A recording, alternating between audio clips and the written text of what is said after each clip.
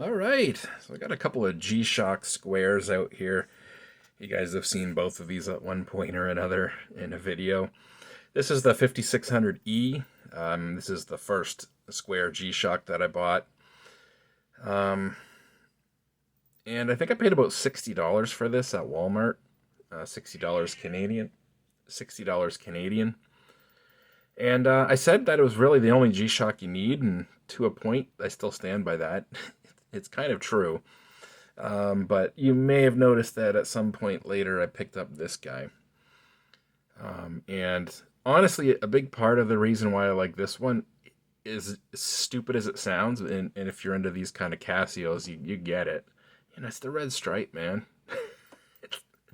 Something as simple as the red stripe, that just does it. It turns this thing from like an 8 to a 9. You know what I'm saying?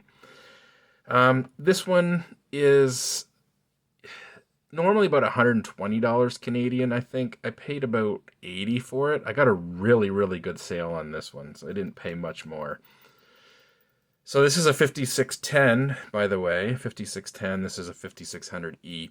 This one's very simple. It's just battery operated, whereas this one is solar powered, and it has the radio frequency thing where it can pick up the time over the air. And a bunch of other little extra features, like it's got extra alarms and stuff like that. The back is like a milled piece instead of a stamped piece. I don't know if that really matters. People make a big deal out of that for some reason. This looks a little bit different, honestly. Yeah, honestly, the red stripe was a big part of it, why I wanted this one. But when I picked this one up, I always had in the back of my head that the part of the reason I'm picking up a second one is so that I can mod this one. So I've known about these mods for a while, at least like a year now, but kind of was hesitant to order this from AliExpress. I've mentioned several times, I'm just not very patient. I don't like ordering things from AliExpress and then like having to wait. There's like the anxiety of if it's even going to show up or not. So yeah, but anyways, I finally went ahead and did it. So this is the G Series watch accessories, and you guys have maybe seen these before, but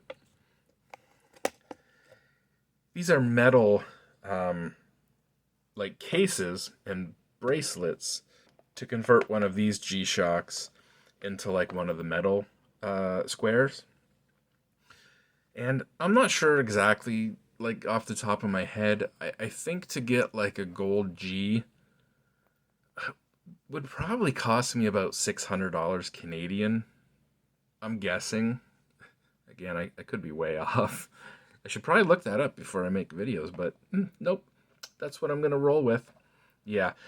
Point is, it's hundreds and hundreds and hundreds of dollars. Hundreds of dollars more than, even picking up a 5610 to get one of the metal ones. And so these became popular a couple of years ago or so. Again, I've known about them for at least a year, if not longer. And I think they've been kind of improved, at least from when they first launched. Those are just some screws. So you get some matching screws. You get the spring bars, quick release spring bars. But here we go. You ready? Yeah, that was a fail. Holy shit. Can I grip the foam, dude? It's just a piece of foam. So there we have it. So this is a bezel kit. It's the bezel and the bracelet to turn, again, one of the base G-Shocks, in this case the 5600E, into a metal G-Shock square. And I went with the gold because it's almost ironic for me. I'm typically not into bling. I typically wouldn't wear gold. But this is like so over the top, and it has like such an 80s vibe to it that I can kind of wear it ironically, if that makes like any sense whatsoever. By the way, wearing that Steel Dive 1970, beautiful watch. And I don't usually wear gold, but just look at this. The quality on these is amazing. It's obviously still got the wrap on there. And again, this is with the bracelet. You can buy it, like if you just want the bezel, right? You could swap the bezel and, you know, keep the rubber bracelet on there if you wanted. And obviously that's cheaper just to buy this, or you buy the whole kit where you get the bracelet. Look at that. I wasn't 100% expecting the milled clasp, I think. I was kind of like surprised. But you know, these are pretty high quality. And they're not cheap, you know, despite buying this on AliExpress. Like this cost me $70 Canadian. And that was on sale. You know, that was during the 11/11 or whatever sale. So yeah, these aren't cheap, but they're not like made. They're not cheap in both regards. You know, again, milled clasp, solid links, solid end links. Yeah, these are not cheap, but they're not cheap. Again, I mean that in both regards. Let's see if I can get the rest of this out. So they give you all the tools you need. So like the little screwdriver.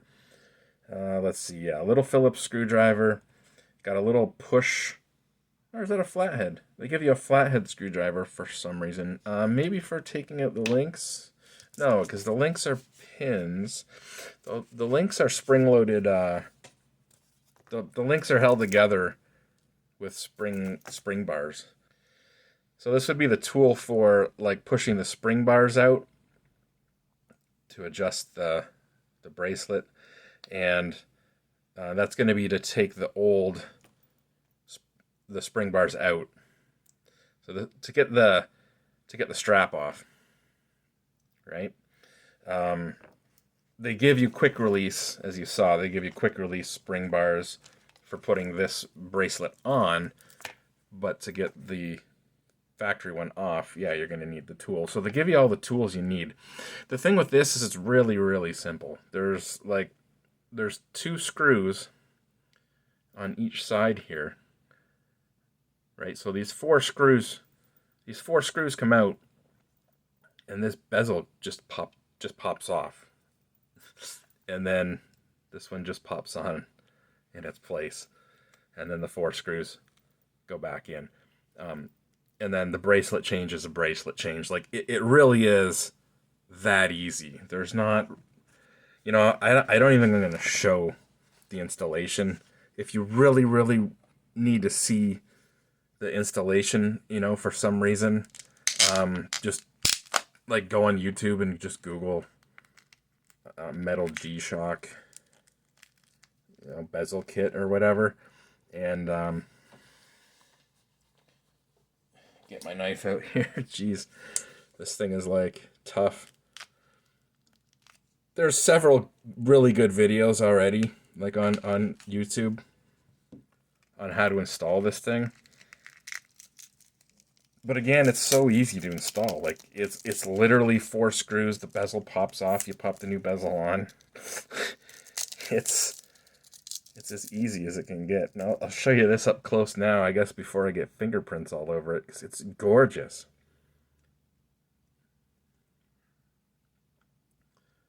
Again, it's not cheap because it's not cheap. It honestly, it looks just as good as a real, you know, metal square G, at a fraction of the price. You know, you could look at it from the point of view as like, oh, I already had the watch. You know, I've had this watch for years. I already had the watch, so it cost me $70 Canadian to upgrade it. Or you could look at it from the point of view like if you didn't already own the watch and you bought the watch for 60, and you bought the kit for 60, or $70.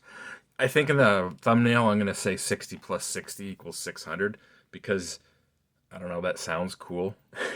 And hopefully it got you to click on this video. But you know, close enough here, right? I mean, basically $60 for the watch, $60 for the kit. You know, yeah, it was really 70, but it could be $60 US. We could go with that. You know, maybe you paid a little too much for the 5600E. Maybe you've got a 5610.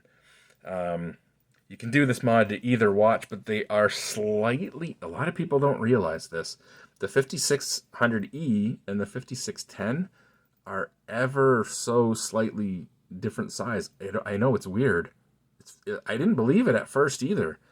You're like, why would they make these two different moldings? Why would they make two different watches? Like like the molding for the rubber and everything. It's like, no, it's not. They're not different. They don't look different. You can't tell the difference looking at them. But this is slightly smaller. The 5610 is slightly smaller than the 5600 by like a millimeter or like half a millimeter. It's like the tiniest amount. To the point again, it's like, why would they even make them different? If they're that similar, you can't tell looking at them. But they're just different enough that when you if you do order one of these metal conversion kits, make sure you order the right one, because it's a different part number if you're ordering for the 5600E or the 50. I think it's just the 5600 or the 5610. But I ordered the one for the 5600. So yeah, that's just gonna go on there like that. And you know what? I thought it would look pretty good too. The backlight on this, like it has that that green electroluminescent backlight, and I thought, ooh, the green's gonna look good with the gold. You gotta collaborate your colors. I mean, come on, we're into these Casios, right? Again, it's the red stripe. It's the red fucking stripe that makes you want to rebuy the watch, because the red stripe just puts it over the top. Honestly, this is very similar looking to the original 1983 or 84. You know, the very first G-Shock. I think it was 1983. So, you know, yeah, the red stripe's cool. And again, I bought this one because I wanted the 5610 with the red stripe. And, you know, the fact is solar and has the radio thing doesn't really... I could care less. Honestly, it was the red stripe. But, yeah, again, when I bought this one, I always knew that, okay, well, now that I'll have this one. I don't need these two like so similar, right? So it's like, yeah, well, now I'll have this one to mod. So yeah, that's gonna look pretty sweet. So yeah, I'll put that on there, and we'll come back and take a look at it once it's on. We'll see how it fits, if I need to take out any links on that bracelet. But again, we'll call it 60 plus 60 equals 600, because to buy a gold medal square G, they're not cheap. Canadian, right? You could spend $600 on a gold medal square G, so it's not unreasonable. It's possible that you could spend that. Now, the more expensive square Gs, they do have more features, right? Like they have Bluetooth, for example. There's probably like $250, $300 models where you start getting into the Bluetooth. I could care less. Again, I don't care about the Bluetooth. I don't care about the radio. This does the goddamn job. Like, these are so accurate. The battery lasts like 10 years in these things. You set it and it's good to go for 10 years. Like, you don't need the solar if you're going to just change a battery in 10 years. It's not a big deal. You don't need the radio frequency if these are so accurate that you're going to set it once and it's good for years. And then you might have to set it. Worst case, you got to set daylight savings time. Every time that comes around, you turn on or off daylight savings time. But like, these are so accurate, they'll go for years without you having to set the time. So yeah, again, the more expensive ones would have Bluetooth, but I really don't care. I'm not going to install an app on my phone to connect to my watch to set the time on it. It's like, oh no, I can't press the buttons. That's too complicated. Gotta use no one cares about that. Like, even most G-Shock, I don't think most people that are like into these watches really, really care about that. So, again, a $600 G-Shock's going to have some extra features, but I don't even care about that. For the sake of the thumbnail, 60 plus 60 equals 600. Let's do this. Let's see what this thing looks like when we're done. Alrighty. So here we go. Got fingerprints all over it, I'm sure. I'll clean it up, but yeah. Fits like a glove. I did take off 2 links. And again, the links are held together with little spring bars. So you just got to use this and push them out. Pretty easy. A little finicky to get them back together while you're trying to push the spring bar in. But not too hard. I did point out initially that we had a small Phillips and a small flathead. The screws that came out, were Phillips for the bezel piece, and then the gold ones that they give you to put back in, they're actually flathead. You can see that. For whatever reason, they're flathead. A little tricky to get in and not like slip with this little screwdriver. And I did slip a few times, and I don't know how easy it's gonna be to see, but yeah, you can see a scratch there, maybe a tiny scratch there. This side's good. So yeah, a little finicky with that little screwdriver on doing flathead screws to not slip and scratch that. So yeah, that did scratch kind of easy, I guess. So just be really careful there. Getting these on, so again, the bracelet's held on with spring bars, like quick release spring bars. And I've seen a few people showing getting those on and it being a little finicky. And it was a little finicky at first, but then I loosened the screws here. So don't tighten these screws and then try and get the end links on with those quick release bars. Put the screws in, but keep them loose. Put your end links in, and then tighten them down. And then I took out 2 links, and I also moved the micro adjust one in, so I'm not on the furthest out. And yeah, fits like a glove. And again, it's kind of almost ironic, kind of 80s cheese gold, but I love it. So yeah, that's it. The $60 Casio is now like, I don't know, $600. Like I said, we're gonna call it in the thumbnail. I don't know how accurate that is again, but definitely something you'd pay like $300 for at least to get a gold square G. Does this one scratch easier than a real one? I don't know. Maybe it's the same damn. Maybe this came out of the same factory. I don't know. You tell me. I don't know. Maybe it's a little bit cheaper and it's going to scratch a little bit cheaper, a little bit easier. I don't know. They give you an extra quick release spring bar for those end links. They give you an extra gold screw, so the flathead screw that goes into the bezel there. They give you an extra one. Like I said, if you need a video, just Google it or search it on YouTube. There's lots of good videos showing you how to put it on. Again, it's not hard. Just getting those end links in was a little finicky. I couldn't do it until I loosened these up a little bit, and then this bezel has a little bit of play, and then you can pop those in and then tighten that. So that was kind of really the only thing that threw me off a little bit. Other than that, fairly easy. So yeah, that's it. See you guys later.